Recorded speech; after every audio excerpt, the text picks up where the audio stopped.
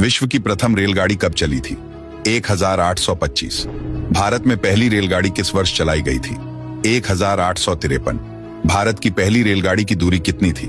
34 kilometre. Bharat की पहली रेलगाड़ी में कितने डिब्बे थे? 14 डिब्बे। भारत में रेलवे की शुरुआत किस वायसराय के समय हुई थी? लॉर्ड डलहौजी। भारत में पहली मालगाड़ी कब चली थी? 1854 में। भारतीय रेलवे का राष्ट्रीयकरण कब हुआ था?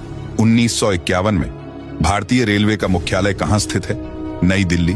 भारतीय रेलवे का प्रतीक चिन्ह कब अपनाया गया था? 1950 में। भारतीय रेलवे किस मंत्रालय के अंतर्गत आता है? रेल मंत्रालय। भारत का सबसे लंबा रेलवे प्लेटफॉर्म कहां है?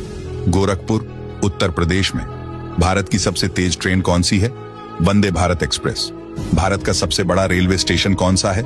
हावड़ा जंक्शन, पश्चिम बंगाल। भारत का सबसे व्यस्त रेलवे स्टेशन कौन सा है? हावड़ा जंक्शन और नई दिल्ली जंक्शन। भारत की सबसे पहली इलेक्ट्रिक ट्रेन कब चली थी? 1925। भारतीय रेलवे की सबसे लंबी ट्रेन कौन सी है? विवेक एक्सप्रेस। भारतीय रेलवे का सबसे पुराना रेलवे स्टेशन कौन सा है?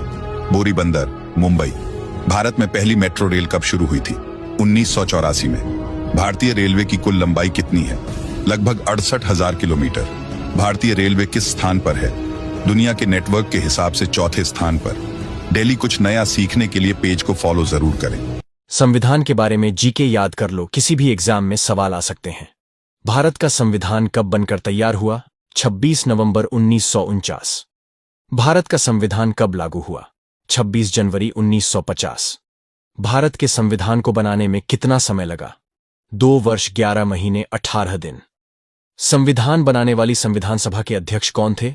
डॉक्टर राजेंद्र प्रसाद। संविधान समिति के अध्यक्ष कौन थे? डॉक्टर भीमराव अंबेडकर। भारत के संविधान का ड्राफ्ट किसने तैयार किया? बेनेगल नरसिंह राव।